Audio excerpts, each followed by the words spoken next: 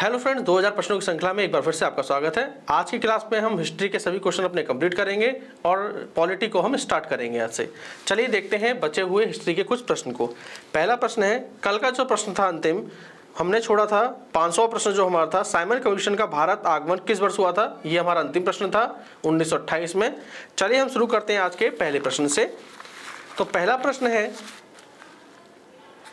महात्मा गांधी के राजनीतिक गुरु कौन थे। तो गोपाल कृष्ण गोखले महात्मा गांधी के राजनीतिक गुरु थे। प्रश्न नंबर 2 की बात करें तो सारे जहां से अच्छा हिंदुस्तान हमारा के रचनाकार कौन है। तो इसके रचनाकार हैं इकबाल। इंपॉर्टेंट क्वेश्चन है, 100% आपके एग्जाम में ये दिखाई देगा। प्रश्न नंबर 3 की बात करें तो दीनबंधु के नाम से कौन विख्यात है। तो आपको पता है दीनबंधु के नाम से C.F. एंड्रूज विख्यात है। ठीक है, चलिए प्रश्न नंबर हम 4 की बात करें तो दांडी यात्रा में गांधी जी ने कितनी दूरी तय करके नमक कानून का विरोध किया था। तो हमसे दूरी पूछी है, दूरी है 385 किलोमीटर। प्रश्न नंबर 5, गांधी जी ने किस कानून को काला कानून कहा। तो सभी को पता है रॉलेट एक्ट के कानून को काला कानून कहा। प्रश्न नंबर 6, स्वराज पार्टी की स्थापना किस वर्ष की गई। तो स्वराज पार्टी की स्थापना 1923 में की गई। प्रश्न नंबर 7, कौन सी पुस्तक जवाहरलाल नेहरू द्वारा लिखी गई है। तो इसका आंसर है discovery of India, Jawaharlal Nehru द्वारा लिखी गई है। प्रश्न नंबर 8, चौरी चौरा नामक प्रसिद्ध स्थल कहाँ है। तो उत्तर प्रदेश के गोरखपुर में पड़ता है। और ये चौरी चौरा कांड कब हुआ लिख लीजिए, 5 फरवरी 1922 को ये घटना हुई थी। प्रश्न नंबर 9 है, who lives if India dies किसकी रचना है। तो ये भी जवाहरलाल नेहरू की है।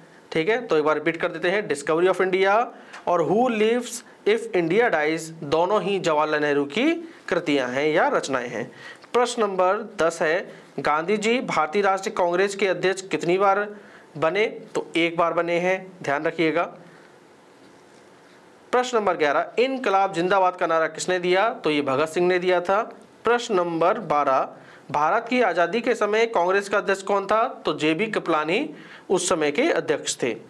प्रश्न नंबर 13, भारत एवं पाकिस्तान के बीच सीमांकन किसने किया था। तो भारत और पाकिस्तान के बीच रेखा है, उस रेखा का नाम तो हमें पता है रेड क्लिफ है, लेकिन किया किसने था उनका नाम पूछा है। तो उनका नाम है सर सिरिल रेड क्लिफ, उनका नाम है। प्रश्न नंबर 14, दक्षिण अफ्रीका में महात्मा गांधी द्वारा प्रकाशित पत्रिका का नाम पूछा है। तो पत्रिका का नाम है इंडियन ओपिनियन। प्रश्न नंबर 15, वर्ष 1932 में अखिल भारतीय हरिजन संघ के संस्थापक कौन थे। तो अखिल भारतीय हरिजन संघ के संस्थापक थे महात्मा गांधी। ठीक है। प्रश्न नंबर 16, भारत छोड़ो आंदोलन के समय इंग्लैंड के प्रधानमंत्री कौन थे। तो विंस्टन चर्चिल थे। प्रश्न नंबर 17, भारत में साइमन कमीशन का विरोध क्यों हो रहा था। क्योंकि सभी सदस्य अंग्रेज थे। प्रश्न नंबर 18, भारत के स्वतंत्रता आंदोलन के दौरान महात्मा गांधी द्वारा स्थापित साबरमती आश्रम किस नगर के बाहर स्थित है। तो साबरमती आश्रम कहाँ है। तो अहमदाबाद में है। प्रश्न नंबर 19, गांधी जी की मृत्यु पर किसने कहा, हमारे जीवन से प्रकाश चला गया है। यह कहा था जवाहरलाल नेहरू ने महात्मा गांधी की मृत्यु के बाद कि हमारे जीवन से प्रकाश चला गया है। प्रश्न नंबर 20 है कि आनंद मठ के लेखक कौन थे। तो आनंद मठ के लेखक हैं आपके बंकिम चंद्र चटर्जी। कई बार एग्जाम में ये पूछा गया। तो 20 क्वेश्चन आपके कंप्लीट हो गए। देखिए क्वेश्चनों को साथ साथ नोट जरूर करते जाइएगा। इनसे बाहर आपको अगर देखा जाए एग्जाम के पॉइंट ऑफ व्यू देखोगे तो 60 से 70% आपके एग्जाम में यहीं से मिलने वाला है, क्योंकि इससे पहले UPSC पैट के एग्जाम में भी यहीं से क्वेश्चन बने थे। तो चलिए अब जो आपका प्रश्न नंबर 21 है, भूदान आंदोलन किसने प्रारंभ किया। तो विनोबा भावे ने आरंभ किया था। आप खुद देख सकते हैं क्वेश्चन की इंपॉर्टेंस के, सभी क्वेश्चन इंपॉर्टेंट है। लाइफ डिवाइन पुस्तक के लेखक कौन है। तो लाइफ डिवाइन पुस्तक के लेखक हैं अरविंद घोष। प्रश्न नंबर 23 को देखेंगे तो भारत की संविधान सभा किसके अनुसार गठित की गई थी। तो याद रखिएगा कैबिनेट मिशन योजना के अनुसार हमारी भारत का संविधान गठित किया गया था। ठीक है, ये प्रश्न दोबारा समझ लीजिए कि प्रश्न ये कहेगा आपसे यहाँ पर कि भारत की संविधान सभा जो 1946 में के करीब बनी थी कि किसके अनुसार गठित की गई थी। तो कैबिनेट मिशन योजना के अनुसार गठित की गई थी। प्रश्न नंबर 24 है, प्रथम भारतीय नोबेल पुरस्कार विजेता का नाम पूछा है तो आपको पता है रविन्द्रनाथ टैगोर को मिला था 1913 में। किसके लिए? गीतांजलि पुस्तक के लिए, जो उनका नोबेल था। प्रश्न नंबर 25 है, हमारा राष्ट्रीय गीत वंदे मातरम कहाँ से संकलित है? तो आनंद मठ से संकलित है। प्रश्न नंबर 26, भारत का राष्ट्रीय पंचांग किस संवत पर आधारित है? तो शक संवत पर आधारित है। प्रश्न नंबर 27 है, भारत के राष्ट्रीय ध्वज का डिजाइन किसने तैयार किया था? बहुत ही इंपॉर्टेंट क्वेश्चन है। तो मैडम भिकाजी कामा ने राष्ट्रीय ध्वज का डिजाइन तैयार किया था।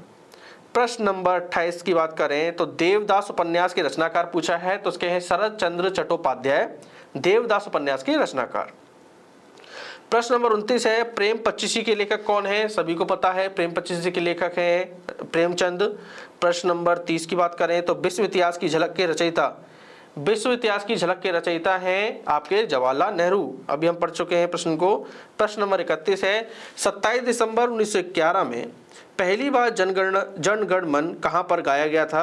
तो पहली बार जनगण मन गाया गया था कोलकाता में। प्रश्न नंबर 32 है, भारत में पहला समाचार पत्र किसने शुरू किया? तो जेम्स हिक्की ने शुरू किया, उनका नाम है जेम्स हिक्की। प्रश्न नंबर 33 है, पोस्ट ऑफिस के लेखक कौन है? तो पोस्ट ऑफिस के लेखक हैं रविन्द्रनाथ टैगोर। प्रश्न नंबर 34 है, गोदान किसकी रचना है? तो गोदान प्रेमचंद की रचना है। प्रश्न नंबर 35 है, भारत भारती की रचनाकार, तो भारत भारती की रचनाकार है मैथिली शरण गुप्त। प्रश्न नंबर 36, खिलाफत आंदोलन का प्रारंभ किया था? तो खिलाफत आंदोलन का प्रारंभ किया था अली बंधुओं ने। प्रश्न नंबर 37 है, झंडा गीत किसने लिखा है? तो श्यामलाल गुप्त ने लिखा है झंडा गीत। प्रश्न नंबर 38 है, दुर्गेश नंदिनी उपन्यास के लेखक पूछा है तो इसके उपन्यास के लेखक है बंकिम चंद्र चटर्जी या चट्टोपाध्याय भी आप कह सकते हैं। प्रश्न नंबर 39 की बात करें तो अमेरिका में फ्री हिंदुस्तान अखबार किसने शुरू किया था? तो तारकनाथ दास ने शुरू किया था। प्रश्न नंबर 40 है, किस भाषा में द इंडियन ओपिनियन पत्र नहीं छपा था? तो ऑप्शन देखेंगे अंग्रेजी, गुजराती, उर्दू और तमिल। देखिए अंग्रेजी, गुजराती और उर्दू, ठीक है, तीनों में ही छपा था लेकिन तमिल में नहीं छपा था। याद रखिएगा द इंडियन ओपिनियन जो पत्र है वो तमिल भाषा में नहीं छपा था। छपा किस में था? अंग्रेजी में, गुजराती में और उर्दू में। प्रश्न नंबर 41 है, पत्रकार के कर्तव्य का निर्वहन का पालन करते हुए जेल जाने वाला पहला भारतीय कौन था? तो पहला भारतीय था बाल गंगाधर तिलक। प्रश्न नंबर 42, काफी इंपोर्टेंट क्वेश्चन है ये, बनारस हिंदू विश्वविद्यालय के संस्थापक BHU के संस्थापक कौन है? तो मदन मोहन मालवीय। तो 42 क्वेश्चन आपके कंप्लीट हो गए हैं। प्रश्न नंबर है 43, भारत में मुसलमानों की उच्च शिक्षा के लिए पथ प्रदर्शक बना सर सैयद अहमद का पथ प्रदर्शक बने थे मुसलमानों की शिक्षा के लिए। प्रश्न नंबर 44 है, कांग्रेस के निम्नलिखित नेताओं में से कौन एक कैबिनेट मिशन योजना के पक्ष में पूरी तरह था? तो सरदार पटेल पूरी तरीके से कैबिनेट मिशन योजना के पक्ष में थे। प्रश्न नंबर 45, किसने सोम प्रकाश नामक समाचार पत्र शुरू किया? तो ईश्वर चंद्र विद्यासागर ने शुरू किया था सोम प्रकाश नामक समाचार पत्र। प्रश्न नंबर 46 है आपका, किसने सुबह ए आज़ादी नामक कविता लिखी? तो फैज अहमद फैज ने सुबह आज़ादी नामक कविता लिखी।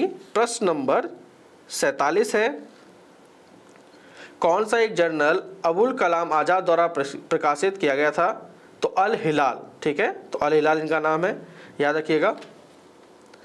प्रश्न नंबर हम 48 की बात करें तो गोल्डन थ्रेशोल्ड नामक कविता की रचयिता कौन है? तो सरोजनी नायडू।